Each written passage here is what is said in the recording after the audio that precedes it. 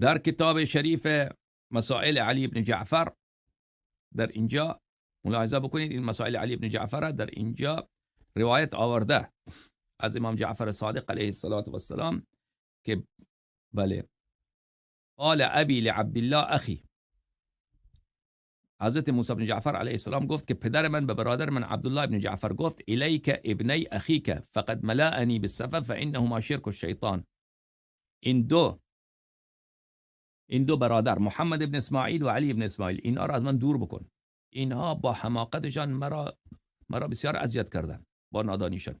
اینا فانهما شرک الشیطان، در نطفه اینا شیطان شریک شده. بله، چون آیه قرآن مجیده که شیطان در نطفه آدم شریک می شود، در نطفه اینا شیطان شریک شده. یعنی محمد ابن اسماعیل و علی ابن اسماعیل و کان عبدالله اخاه لابیه و امی. عبدالله که بود با اسماعیل از یک پدر و مادر بودن.